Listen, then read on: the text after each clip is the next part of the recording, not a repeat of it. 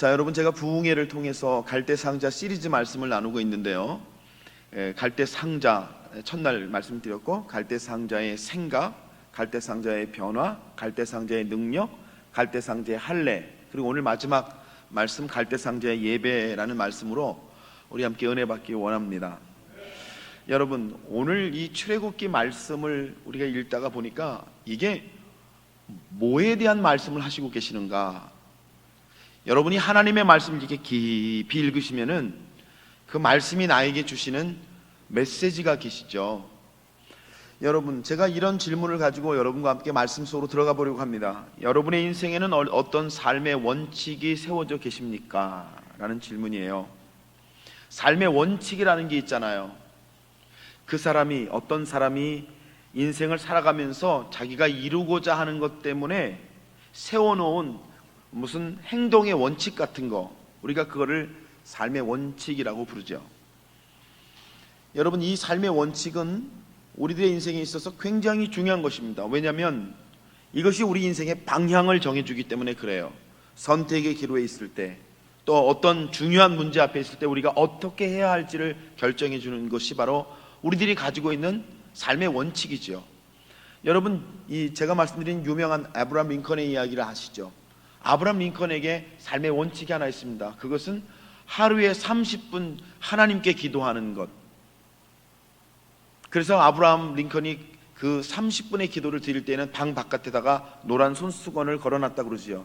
누구도 그 시간에는 아무리 급한 일이 있어도 아브라함 링컨을 방해하지 못하도록 문 밖에다가 노란 손수건을 걸어놨다고 하는 유명한 이야기를 여러분 아시죠? 남북 전쟁 가운데 여러분, 전쟁 중에도 막사에 노란 손수건이 걸리면은 아무리 시급하고 위급한 전쟁 상황에도 아브라함 링컨의 막사에 누구도 들어갈 수 없었다고 하는 그 이야기를 여러분 아실 것입니다. 그것이 아브라함 링컨이라는 사람이 그의 인생을 살아가면서 그가 고백했던 삶의 원칙 아니겠어요? 내가 하나님 앞에 30분 기도하지 않으면 내 인생이 절대로 온전하게 세워질 수 없다라고 하는 고백, 그런 거죠. 여러분, 성경도 그 얘기를 하시잖아요. 사무엘상 26장에 보면은 여러분 유명한 얘기가 하나 나옵니다. 그것은 사울왕이 이제 다윗을 죽이려고 군사를 이끌고 다윗을 쫓아왔다가 들판에서 잠이 듭니다.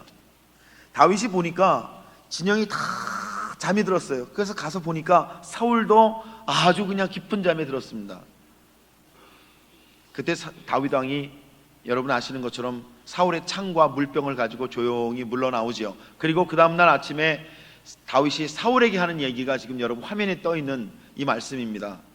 이렇게 말하는 거죠. 오늘 왕의 생명을 내가 중히 여긴 것 같이 내 생명을 여호와께서 중히 여기셔서 모든 환난에서 나를 구하여 내시기를 바라나이다 하니라.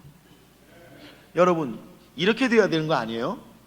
내가 오늘 왕의 생명을 귀하게 여겼으니 왕도 내 생명을 좀 귀하게 여겨주셨으면 좋겠어요. 이게 아니고 다윗이 고백하는 고백이 있습니다. 그게 뭐냐면 다윗의 삶의 원칙이죠. 여러분, 사울을 죽일 수 있는 찬스예요. 사울만 죽이면 내가 왕이 돼요. 여러분, 이 절호의 찬스. 그런데 다윗은 그 순간 하나님 앞에 서죠. 하나님 앞에서 내 인생이 하나님 앞에 있습니다를 고백하면서 내가 내 원수 갚는 것보다 중요한 것이 하나님께서 내게 원하시는 것이 어떤 것인가를 묵상하면서 다윗은 그 자리를 조용히 물러나올 수 있고, 조용히 물러나온 다윗이 사울에게 고백하기를 내가 왕의 생명을 중하게 여긴 것처럼 하나님이, 당신이 아니고 하나님이 내 생명을 중하게 여기시기를 바라나이다 라는 고백을 하죠. 여러분, 이게 뭐예요? 다윗의 삶의 원칙이라고 하는 것이죠. 나는 하나님 앞에서 살아갑니다. 나는 하나님을 붙들고 살아갑니다. 하나님이 나를 바라봐 주시는 것을 믿습니다. 이 삶의 원칙이 결국 사무엘서가 그래서 무슨 얘기하는 겁니까, 여러분? 왜 하나님이 사울이 아니고 다윗을 통해서 이스라엘 여러분 왕가를 세우시고 이스라엘 민족을 다스리게 하셨는가? 왜 다윗인가? 그가 하나님 앞에 서는 삶의 원칙을 가지고 있는 사람이기 때문이다 라는 말씀을 주시는 거 아니겠어요?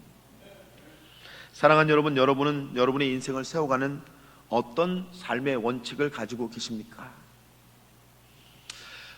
이게 참 중요한 거잖아요, 여러분.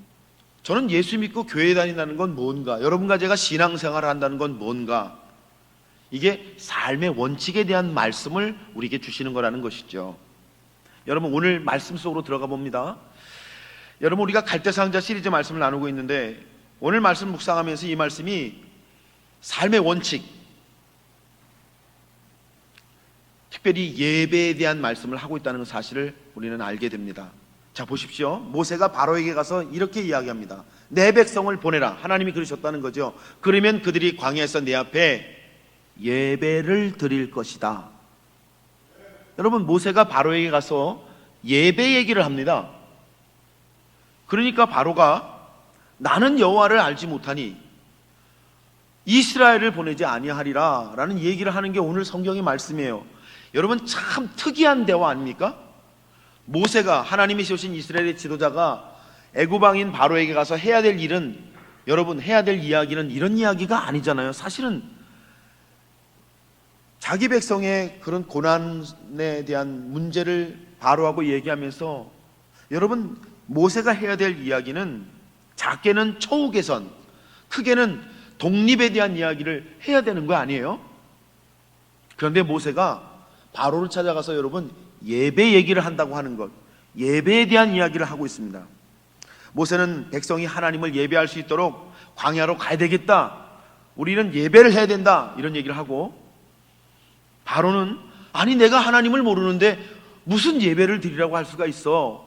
그러면서 이 두 사람이 만나가지고 지금 여러분 예배 얘기를 하고 있다고 하는 이 놀라운 사실, 이게 오늘 성경 말씀의 이야기죠. 왜입니까, 여러분?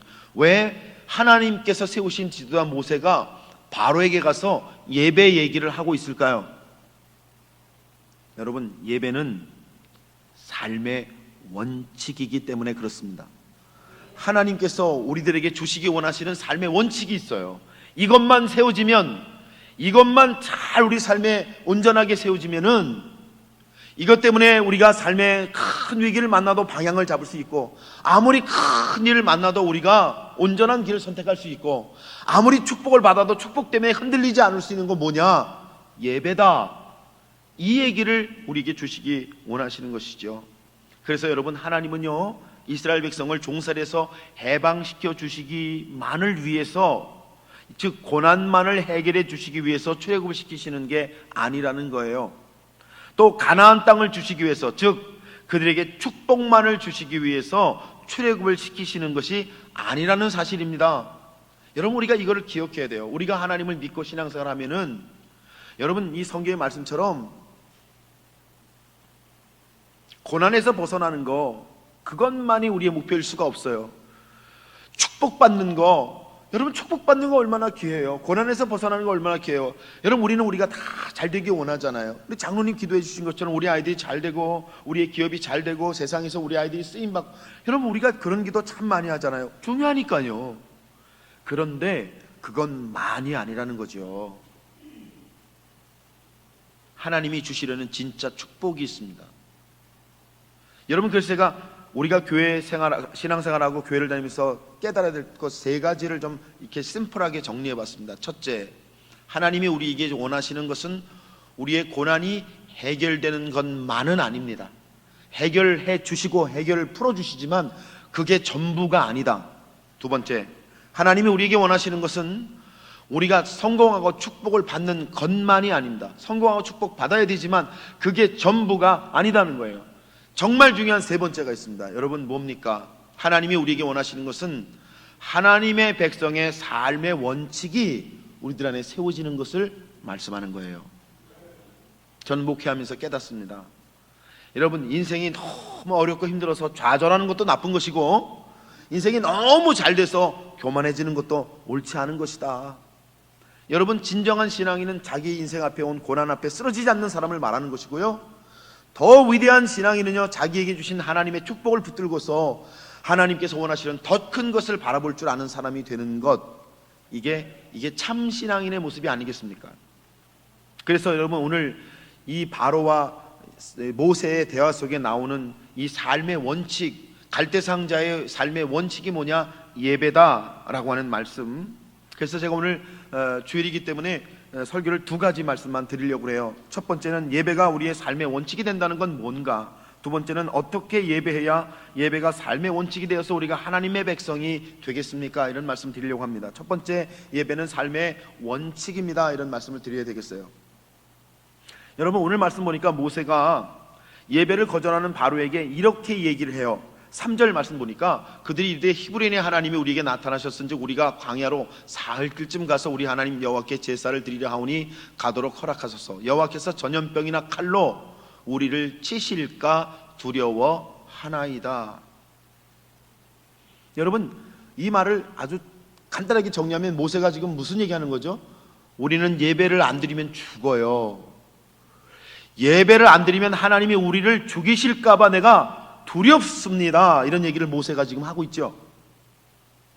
여러분, 모세가 왜 이렇게 이야기하고 있습니까? 왜 예배 안 하면 죽는다는 거예요? 왜 여호와께서 전염병이나 칼로 우리를 치실까 두려워합니다. 이런 얘기를 하고 있습니까? 제가 이 말씀을 묵상하면서 이 말씀 속에 정말 비밀이 하나 숨어 있는데, 여기 단어 하나가 뭐냐면 우리를. 여러분, 우리가 예배하지 않으면 내가 죽어요. 하나님이 나를 치실까 봐 두렵습니다. 우리 백성을 치실까 봐 두렵습니다. 이렇게 쓰여져야 되는데, 정작 성경 본문에는 하나님이 우리를 치실까 봐 두렵습니다 라고 되어 있어요. 제가 그래서 설교를 준비하면서 여러 가지 히브리 원전만이 아니라 여러 가지 번역본들을 살펴보면서 이거 어떻게 번역됐나 제가 유심히 찾아봤습니다. 근데 똑같이 우리를 이라고 되어 있더라고요. 이 말씀이, 여러분, 왜 이렇게 이게 예배가 무엇인지를 우리에게 가르쳐 주기 때문에 그래요. 예배하지 않는 백성은 죽습니다 라고 하는 모세의 말이 여러분 실제로 그대로 이루어지게 되는데, 하나님이 여러분 아시다시피 출애굽 과정에서 10가지 재앙을 내리시는데, 그 10가지 재앙의 대상이 여러분 누구입니까? 하나님 예배하지 않는 사람들이라는 거예요. 이스라엘 사람이냐 애굽 사람이냐가 재앙의 기준이 아니더라고요. 말씀을 보니까 이스라엘 사람이면 무조건 재앙에서 벗어나고 애굽 사람이면 무조건 재앙을 받는 게 아니더라고요. 실제로 마지막 재앙을 내리실 때, 장자 재앙을 내리실 때 그 기준이 명확하게 설명되어 있는데, 여러분, 누구든지 하나님의 말씀을 믿고 하나님을 예배하면, 하나님을 높이면, 그래서 양의 피를 자기의 집에 문설주에 바른 사람은 장자재앙을 피해 가도록 하셨어요. 그 기준이 이스라엘 사람이든 애굽 사람이든 상관이 없다고 말씀을 하시죠. 애굽 사람이라도 하나님을 예배해요. 여러분, 예배가 뭐예요? 하나님을 높여요. 하나님을 믿어요. 하나님의 말씀대로 될 줄을 믿습니다. 이 마음을 가지고 애굽 사람에도 여러분 양의 피를 문설주에 바르면 그 집은요 장자재앙이 유월을 해요. 근데 이스라엘 사람이라도 여러분 예배하는 사람이 아니에요. 하나님을 예배하지 않아요. 하나님을 높이지 않는 사람이라서 하나님의 말씀도 믿지 않고 하나님의 역사도 믿지 않고 살아계신 하나님의 일하심을 고백할 줄 모르면, 그래서 양의 피를 문설주에 바르지 않으면 에이 뭐 그거 안 바른다고 큰일이 일어나겠어 이렇게 생각하는 사람의 가정은 이스라엘 사람이라도 장자재앙에서 벗어날 수 없다라고 하는 메시지가 여러분 명확하게 기록되어 있다고 하는 것입니다. 저는 여러분께 이렇게 말씀드리고 싶어요. 여러분, 예배가 뭐예요? 하나님이 우리에게 가르쳐 주시려고 하시는 갈대상자의 예배가 뭐예요? 예배는 주일 출석 행위만을 말하는 게 아닙니다. 예배는 하나님을 높이는 것, 마음으로, 삶으로, 고백으로 하나님을 높이는 것을 뭐라고 그래요? 예배라고 하죠. 여러분, 영어 단어의 예배, 월십이라는 단어가 바로 그 단어잖아요. 하나님을 높이다, 하나님을 경배하다. 이 말이 뭐죠? 내 삶에 어떤 다른 것보다 하나님이 높으시다는 고백인 것을 여러분 믿으시기를 주님의 이름으로 축복합니다. 사람마다 높은 게 있습니다. 여러분, 사람을 만나보면 그 사람에게 높은 게 뭔지 우리는 알아요. 어떤 사람은 물질이 제일 높아. 솔직히 그 사람 물질이 제일 높아요. 어떤 사람은 성공이 제일 높아요. 어떤 사람은 자녀가 제일 높아요. 그게 우리 인생이죠. 어떤 사람은 고난이 너무 높아서 그 고난을 지금 아직도 넘어가질 못하고 있는 분들을 봐요. 여러분, 어떤 사람은 정말 친구가 제일 높아요. 무엇보다 친구가 중요해. 그런데 예배란 어떤 것보다 하나님이 높으십니다. 내 인생에 가장 높으신 것은 하나님입니다. 하나님 자녀도 중요하고 성공도 중요하고 축복도 중요하고 물질도 중요하고 다 중요하지만 결코 그것이 하나님보다 높을 수가 없습니다. 그래서 나는 하나님을 높이는 사람으로서, 나는 하나님을 가장 높이는 사람으로서 인생을 살아갑니다라고 하는 고백, 여러분 그게 예배예요. 그래서 여러분 주일날 우리가 와서 하나님을 높이는 이 연습을 하고, 정말 중요한 건 뭡니까? 저 문을 나가서 우리가 우리의 삶을 살아가면서 내가 정말 예배하는 사람인지 하나님이 아세요. 내가 무엇을 가장 높이고 살아가는 사람인지 하나님이 아신다는 거예요. 하나님이 아세요. 그래서 내가 예배자로 살아간다는 것은, 여러분 그래서 주일날 나와서 멋진 찬양 드리고 멋진 예배에 참여하는 것만을 의미하는 게 아니라, 내가 삶에서 어떻게 내 가장 높으신 나의 하나님을 찬양하면서 그분의 손을 붙들고 내 인생을 걸어갈 수 있을 것인가. 어떤 순간에도 어떤 사람을 만나도 어떤 일이 내 인생 앞에 나타나도 내 가장 높으신 하나님의 손을 붙들고서, 하나님, 나는 하나님을 높입니다. 하나님, 나에게는 하나님보다 높은 것이 없습니다. 하나님, 나는 하나님을 높이며 인생을 살아가기로 작정하였습니다. 고백하는 사람이 여러분 예배자인 것을 믿으시기를 주님의 이름으로 축복합니다. 제가 몇 년 전에 조엘 오스틴 목사님 목회하시는 레이코드 교회 실황으로 이렇게 예배하는 거 들어가서 이제 조엘 오스틴 목사님 어떻게 설교하나 궁금해가지고 제가 들어가서 들어봤어요.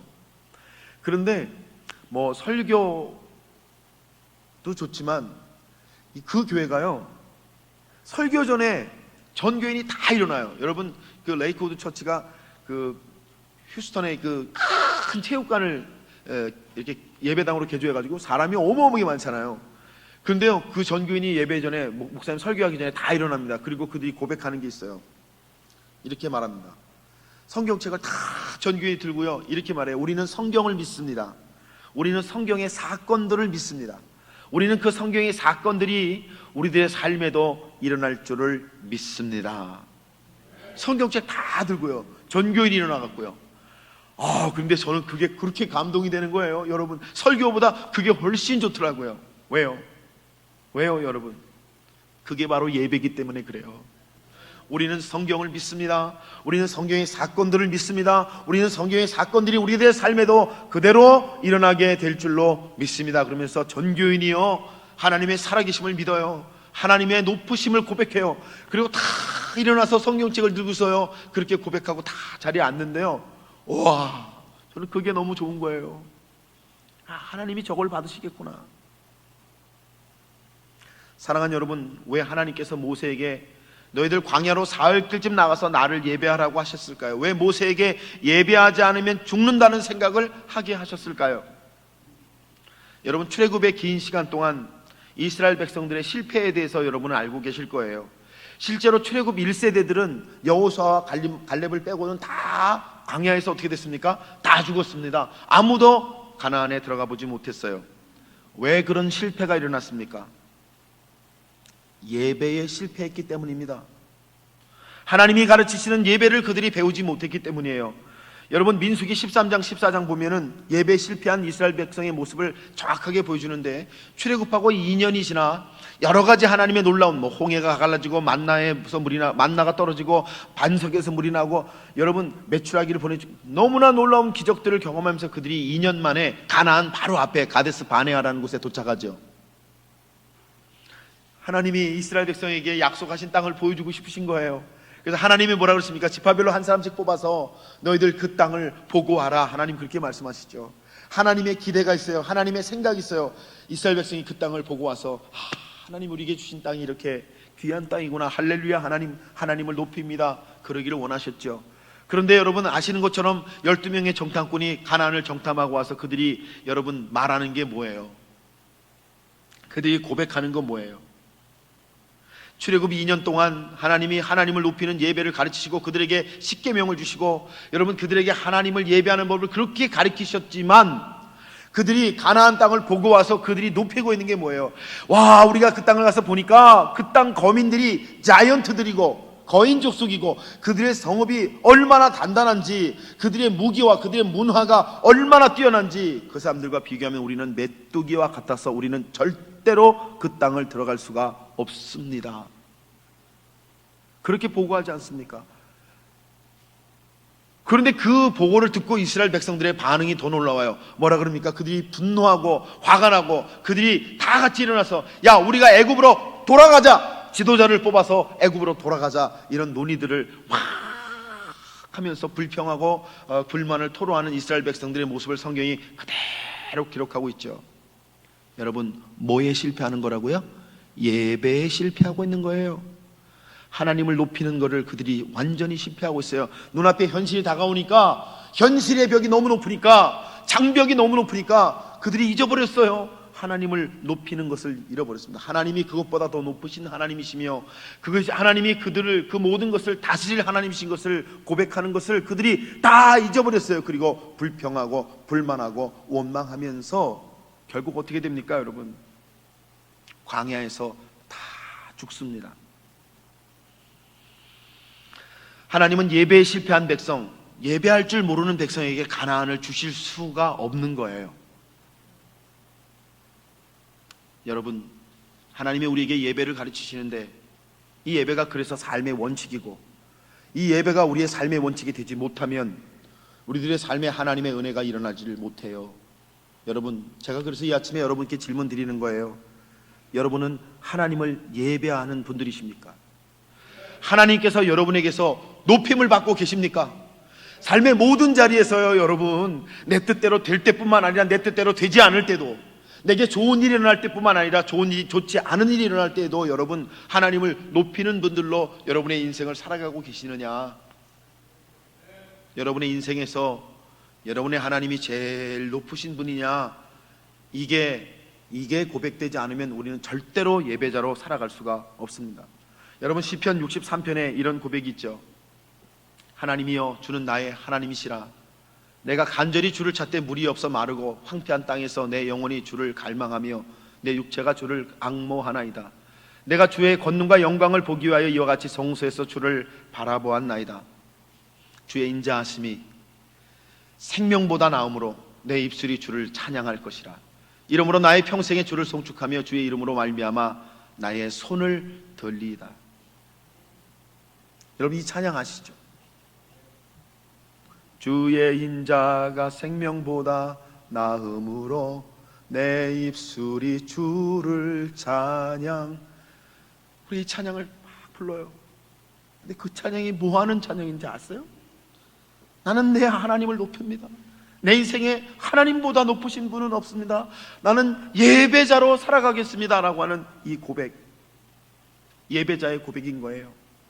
여러분, 예배자의 고백이 실패를 넘어가고, 예배자의 고백이 상처를 넘어가고, 예배자의 고백이 나의 삶의 어려움들을 넘어간다고 하는 이 말씀이, 우리 드림재단 오늘 일부 예배 이렇게 많이 나오셔서 깜짝 놀랐어요. 이렇게 많이 나오셨는데 여러분의 고백이 되시길 바라요. 여러분, 우리가 무슨 능력으로 우리 인생을 넘어갑니까? 우리가 무슨 능력으로 여러분 우리 인생을 이깁니까? 그래서 하나님이 이스라엘 백성에게 예배를 가르치시고, 모세는 바로에게 가서 할 얘기가 무슨 얘기예요? 이 백성이 예배를 해야 되니까, 예배를 안 하면 우리는 죽으니까 예배하러 하나님께로 가야 돼요. 그 할 말이 많은데 예배 얘기를 하고 있다고 하는 거. 여러분, 우리 드림재단의 고백도 여러분 만나서 서로 얘기하는 것도 그런 얘기 돼야 되잖아요. 예배 잘하고 있어? 예배 실패하지 않고 있어? 예배 잘 드리고 있어? 여러분, 코비드가 참 무서워요, 그죠? 이 코비드가요, 우리에게서 뺏어가고 있는 게 뭔지 아세요? 예배를 뺏긴 분들이 너무 많아요. 예배를 잃어버린 분들이 너무 많아요. 여러분, 예배를 잃어버리면 죽는다고 성경이 그러시고, 예배를 잃어버리면 다 잃어버리는 건데, 예배를 잃어버린 분들이 너무 많으세요. 집에서 영상으로 보면 되지, 보시면 되지. 그러나 예배는 그런 게 아니잖아요. 워칭하는 게 아니잖아요. 내가 내 시간을 드리고, 내 자리를 드리고, 내 헌신을 드리고, 내 마음을 드리고, 내 모든 것을 드려서 하나님께 나오는 시간이 예배예요. 그 예배, 그 하나님을 높이는 훈련이 안 되면은 내가 어떻게 삶의 위기 가운데 하나님 높이는 자로 살아갈 수 있습니까? 불가능해요, 여러분. 집에서 여러분 코비드 때 예배해 보시면 어떠세요? 처음에는 딱 정장 입고 앉아 예배하다가 시간이 점점 지나면서 정장 안 입죠. 그 다음에 편한 옷 입고 나중에는 세수도 안 하고 그냥 여러분 영상 틀어가지고 그걸 예배라고 생각하고 이렇게 앉아 계시는 그런 고백들 하시는 성도님 많아요. 목사님, 내가 그렇게 예배를 드리고 있어요. 제가 속으로 그랬죠. 잘났다.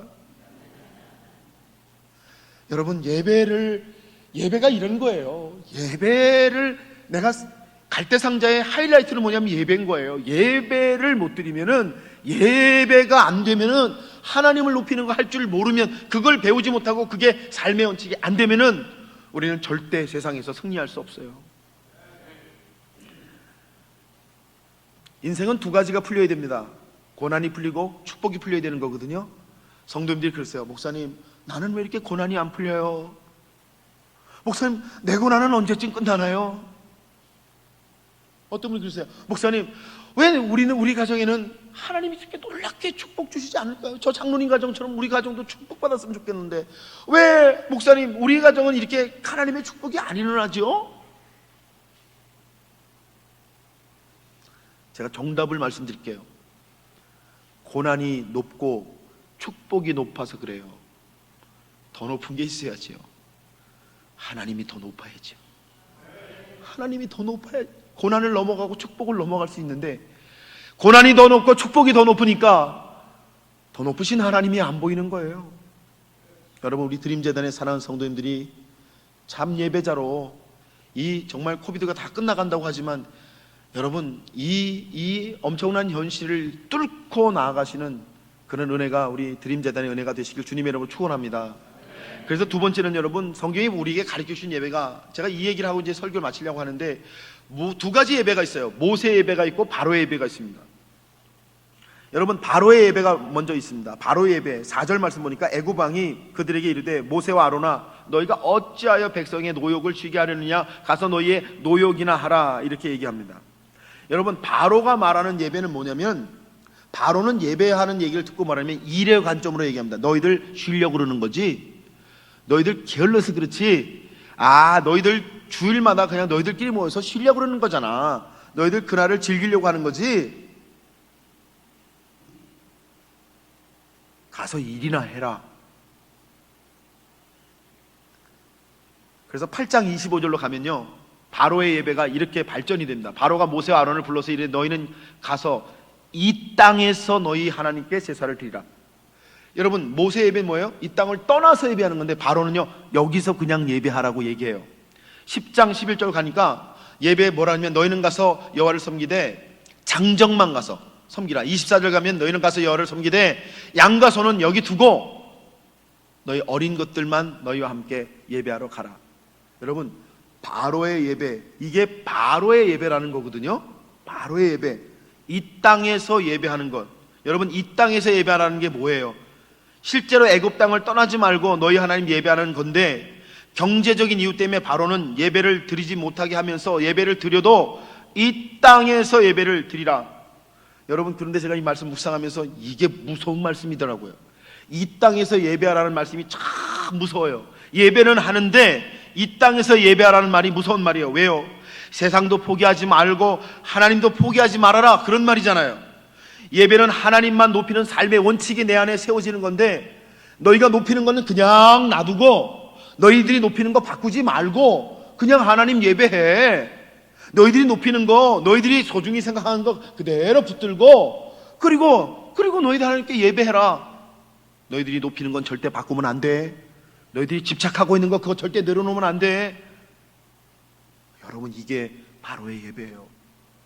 여러분, 예배는 드리는데 능력이 없는 예배, 예배는 드리는데 살아계신 하나님을 만나지 못하는 예배, 예배는 드리는데 아무런 역사가 없는 예배를 드리려는 거잖아요. 높이는 게 달라져야 내가 변하고, 높이는 게 달라져야 내 인생에 하나님의 은총이 일어나고, 높이는 게 달라져야 내가 하나님과 동행하는 사람으로 살아가는 건데, 높이는 거 절대 바꾸지 말래요. 바로는요, 그게 이 땅에서 예배하라는 거예요. 그러니까 여러분, 이 예배는 정말 무서운 예배예요. 이게 정말 무서운 예배예요. 하나님의 성경의 진리와 하나님의 말씀을 따라서 우리의 믿음을 지키고 우리가 전통적인 신앙으로 하나님 앞에 서려고 하는 건데 그냥 괜찮대, 괜찮아, 그냥 다 같이 가는 게 괜찮은 거야, 이렇게 말하고 있는 우리 교단의 현실도 이와 다르지 않는 거죠. 여러분, 하나님이 기뻐하시는 예배는 이 땅에서 하는 예배가 아니에요. 너희들 높이던 거 그냥 다 높이고 너희들 좋아하는 거 그냥 다 유지한 채 하나님도 예배해. 그러니까 one of them이에요. one of them. 우리 하나님이 one of them이십니까? 우리 하나님 유일하신 하나님이신데 너희가 예배를 하는데 유일한 하나님으로 섬기지 말라는 거 아니겠습니까? 여러분, 바로의 예배가 우리들의 예배가 될까봐 두렵습니다. 예배 타락이란 다른 게 아니에요. 예배를 안 드리는 게 아니에요. 여러분, 이스라엘 성경을 보세요. 이스라엘 백성들이 하나님 예배 안 하고 우상 숭배만 한 줄 아세요? 아니에요. 하나님도 예배하고 우상도 섬겼어요. 바알과 아세라도 섬긴 거예요. 이게 바로의 예배라고 하는 것입니다. 존 비버의 책 거룩한 열정이라는 책에 하나님이 이스라엘 백성을 출애굽하시면서 진정으로 원하신 것은 방문이 아니라 거주였다, 이런 얘기가 나옵니다. 제가 존 비버의 책을 좋아해가지고 그 책을 읽는데 그게 정말 너무 좋더라고요. 여러분, 그게 무슨 말입니까? 하나님이 이스라엘 백성에게 출애굽을 주신 것은 어쩌다가 방문하게 하기 위해서 그 땅을 주신 게 아니라 그 땅에 거주하게 하기 위해 그 땅을 주셨다, 그런 내용인데, 여러분, 신앙생활을 방문의 신앙을 갖고 신앙생활 하시는 분들 계시죠? 어려우면 하나님을 방문해요. 하나님 계십니까? 하나님, 제가 급한 일이 있어 왔는데 정말 살아계시면은 내 기도 좀 들어주세요. 방문하는 신앙을 갖고 계신 분들이 계시죠. 방문하는 신앙은요, 그 목적이 끝나면 다시 하나님을 찾지 않아요. 하나님은 거주하는 신앙이 되기를 원하세요. 하나님 안에 들어오는 거, 하나님의 백성이 되는 거, 하나님을 높이는 사람이 되는 거, 하나님은 우리에게 원하시는 게 거주하는 신앙이죠. 제가 첫날 말씀드렸나요? 기도하다가 문제를 만난 사람과 문제를 만났기 때문에 기도하는 사람은 절대 같을 수가 없다. 문제를 만났기 때문에 기도하는, 방문하는 신앙을 가진 사람들은요, 문제만 해결되게 하나님께 기도해요. 그런데 기도하다가 하나님 안에 있다가 문제를 만나면 달라요. 하나님, 이 문제에 하나님의 뜻이 무엇이며 문제를 통해서 나를 하나님 바꾸시려는 하나님의 계획은 무엇이며 이 문제가 끝났을 때 내가 어떤 사람이 되기를 원하십니까? 라고 물을 줄을 알게 되지요. 이게 방문하는 신앙과 거주하는 신앙의 차이인데, 하나님은 이스라엘 백성이 방문하는 사람들이 아니라 거주하는 사람이 되기 원하셨다. 여러분, 그게 우리들 얘기잖아요. 하나님 가끔 방문하는 게 아닙니다. 여러분, 주일날만 하나님 방문하는 거 아닙니다. 하나님이 원하시는 것은 하나님을 참으로 예배하는 것입니다. 그래서 여러분, 이 바로의 예배라고 하는 게 이게 정말 무서운 거예요. 이게 정말 예배하는 것 같은데 정말 참 예배가 아니니까 우리를 오히려 무너뜨리는 게 바로의 예배라고 하면, 여러분, 모세의 예배는 반대입니다. 8장 37절 말씀 보니까 이런 말씀 나옵니다. 우리 함께 한번 읽을까요? 우리가 시작.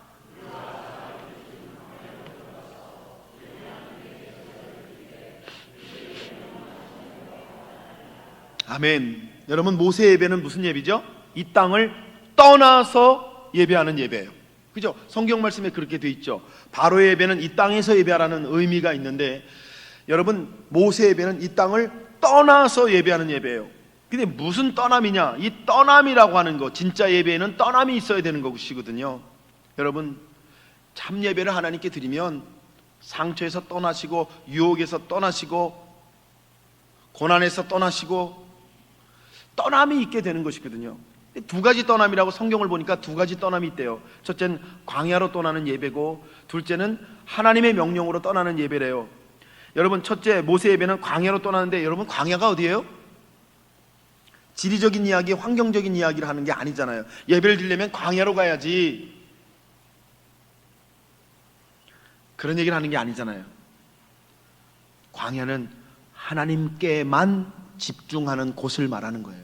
하나님께만 집중하는 곳. 그래서 광야로 떠난다는 것은 우리가 하나님께 예배를 드리는데 하나님께만 집중하는 예배를 드리기를 원해요. 그래서 우리가 광야로 가야겠어요, 이런 얘기를 하는 거예요. 여러분, 주일날 오시면은 여러분 하나님께만 집중하시는 은혜가 있으시길 주님의 이름으로 축복합니다. 오늘 목사님 넥타이가 좀 너무 화려해. 설교하고 나갔는데 아, 목사님 넥타이 꼭 그런 거 주일날 매셔야 되겠어요? 이런 얘기 하시는 분 계세요. 아니, 예배를 드리는데 뭐에 집중하신 거죠? 예, 목사의 넥타이에 굉장히 집중하신 거예요. 아, 목사님 오늘 성가대 찬양이 좀 이상하다고 생각하지 않으셨어요? 정말 이야기하자면 끝도 없어요. 예배는 광야로 가는 것이다. 성경이 가르쳐 주신 겁니다. 참 예배는 하나님께만 집중하는 것입니다. 여러분, 예배 나오시면 여러분의 모든 것 다 하나님께 내려놓으셔도 돼요. 그리고 하나님께만 집중하시면 하나님의 손에서 나의 삶의 모든 것이 펼쳐지는 역사가 있는 것을 믿으시기를 주님의 이름으로 축원합니다.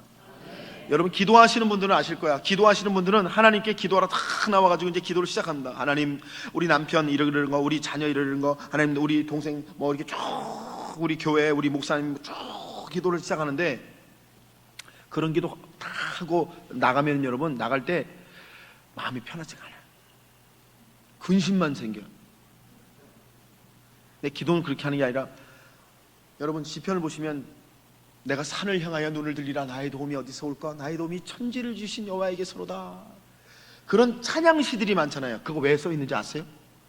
여러분, 기도 안 되실 때 한번 그렇게 해보세요. 그 시편의 찬양들을 막 읽어보세요. 그러다 보면요, 하나님의 영이요 내 안에 확 찾아오세요.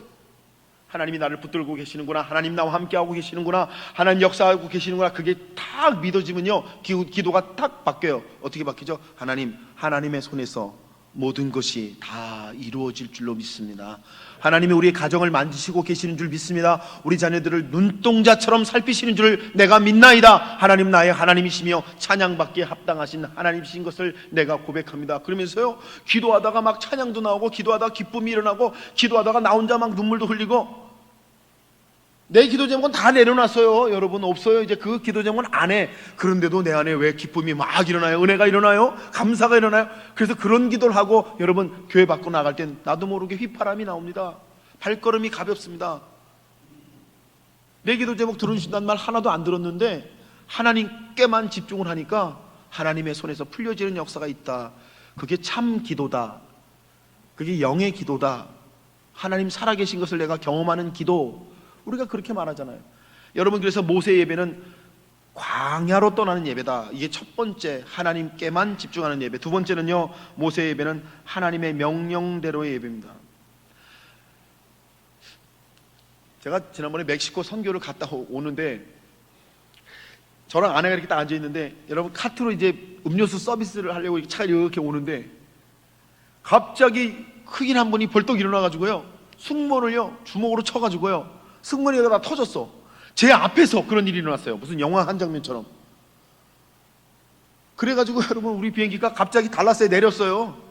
그래서 경찰도 들어와가지고 그 사람 잡아가고, 우리 3시간 동안 달라스에 갇혀가지고 이러고, 이게 해결될 때까지 기다리다가요 3시간 지나서 다시 디트로이트로 가가지고 도착하니까 밤 10시 반이에요.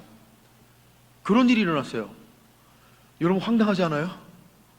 그냥 흑인 청년인데 갑자기 일어나가지고 승무원을 글쎄 주먹으로 쳐가지고 승무원이 막 다 터져가지고요, 남자 승무원이. 와, 그런 일이 다 있더라고요. 그래서 제가 아내한테, 저는 뭘 하고 있느라고 못 봤는데 아내가 봤대요. 그래서 왜 그런 거야? 그랬더니 승무원이 그 사람한테 이걸 서비스를 해야 되니까 너 뭐 옷이 떨어졌나는데 이거 좀 치워줘, 이렇게 얘기했대요. 아, 그거를 여러분 강압적으로 얘기했겠어요? 뭐 어떻게 얘기했겠어요? 그런데 그 청년이 글쎄 갑자기 일어나가지고 그냥 때린 거예요. 여러분, 명령이라는 게 이렇게 무섭잖아요. 여러분 어떠세요? 누가 여러분에게 명령하면 기분 어떠세요? 해피하지 않으시죠? 그죠? 그런데 성경에는 수많은 하나님의 명령들이 들어있습니다.